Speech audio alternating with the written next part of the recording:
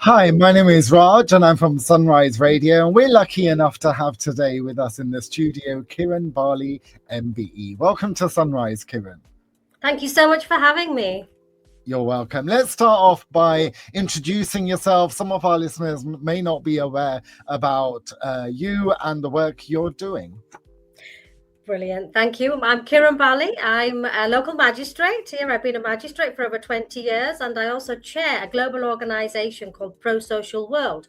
And that aims to bring people together across faiths, across spiritual natures and traditions, indigenous traditions, and to create those bonds of unity and friendship and cooperation that are so important in today's world. I'm also a cricket coach. I like to motivate, especially Asian women, to take part in cricket. And I'm a karate teacher. I have a second dan black belt.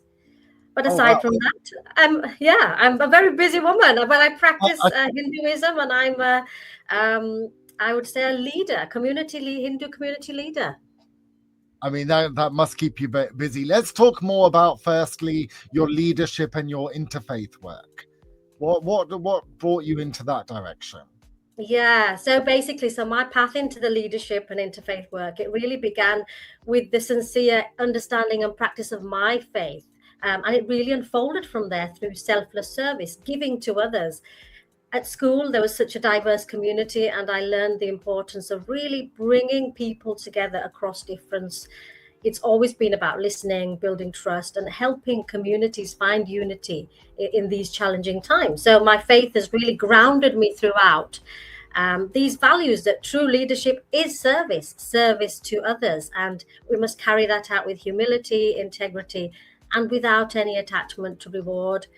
And I also think my interfaith work, locally and globally, really emerged from witnessing both the beauty of our diversity, but the fragility of it, and how easily misunderstanding can take root, how powerful it is when people come together with that openness and curiosity for each other. So my journey's been less about ambition, more about service, and it's really about responding to the world as it is, whilst trying to help shape the future that we hope to see. Now, let's talk about, as a woman in leadership, did you face any particular barriers along the way, and how did you overcome them? There was barriers across the way, absolutely lots of them, and they are in every country, and they start from the home, and they start from being underestimated and unheard, to navigating spaces where women, especially from the South Asian communities, are rarely seen. And so I did manage to overcome them by staying rooted in my own values, letting the quality of my work speak for itself and louder than any assumptions. And I think really standing my ground against any discriminatory behavior, because over time, those barriers became the stepping stones, and they're the ones that set a precedent for the future women leaders. So it was a good experience. You say every cloud has a silver lining. Now, what advice would you give to younger women who are listening to this interview, who may doubt their confidence and feel limited by expectations? You very briefly touched upon culture. Yes. I think to any young woman doubting her ability to lead, I would say this, that you don't have to feel ready to begin. Leadership grows through very small acts of courage, staying true to your values, surrounding yourself with people who can lift you.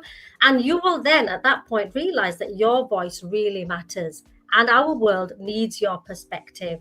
I think it's so important that in a home environment, women are encouraged, and it's the family support that is absolutely crucial to women's empowerment. How important do you feel are women in building stronger, more united communities, especially in today's world?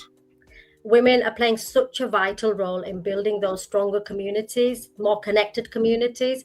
We are the bridge builders. We bring people together, we nurture trust, and we create those spaces where everybody, regardless of color, caste, and creed, feel that they can belong there. And my interfaith work, through that, I've seen where women lead with empathy, with clarity, and whole communities then become more resilient, more united, and more proactive. And that's what we're trying to create, a sense of community underpinned by respect, friendship, and cooperation. And that is led by women. Now, you received an MBE for your work, which is a huge honor. What did that recognition mean to you, and did it change your sense of responsibility? Receiving the MBE was a really humbling experience. However, it wasn't about the title itself. It was really about the recognition it gave to the communities that I served and the impact that was made on people's lives. And I bring in my faith at this point. As a Hindu, the teachings of the Bhagavad Gita remind me to serve without attachment to reward. Whilst it was wonderful to receive this honor, it simply strengthened my commitment and dedication to keep opening those doors for others through selfless service.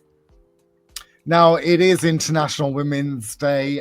What does that mean to you on a personal level? For me, International Women's Day is about celebration, absolutely, of everything that women have achieved, but also how we engage with our male counterparts and their role within our movement of empowering women. I think they have to be our partners in this. It's so important that they stand with us side by side. And I think that days like this are great, but it's every day. We have to work on this every day. We need to empower each other on a daily basis. I think Sunrise Radio is doing that greatly. I think you're uplifting women every day. You've given a platform to us to share our stories, our leadership, our lived experiences. And I think your CEO, Usha Palmer, is a great role model for all of us. I think the most important thing that we can do is make supporting women a daily practice. It's not a one-year message. So championing the voice of women in meetings, sharing opportunities, calling out bias, which is so important. And I think creating that space for women to lead in their own way. And I think when support becomes part of our everyday behavior, that's when we will see the real change. It's not about numbers. It's not about statistics. It's about being who we are on our terms and our conditions. And if you could give one final message to every woman and girl listening to Sunrise Radio today, what would it be? I would say that to everyone listening today, believe in yourself, keep going, even when the path is difficult, because perseverance is very powerful. And every step you take, every challenge you push through, that will serve to build the leader that you are becoming. Stay rooted in your values and keep trusting your abilities. And know that you can shape any space you walk into, because your voice and your ideas and your dreams are powerful. Thank you for joining us today, Kiran. Thank you so much for having me. Take care.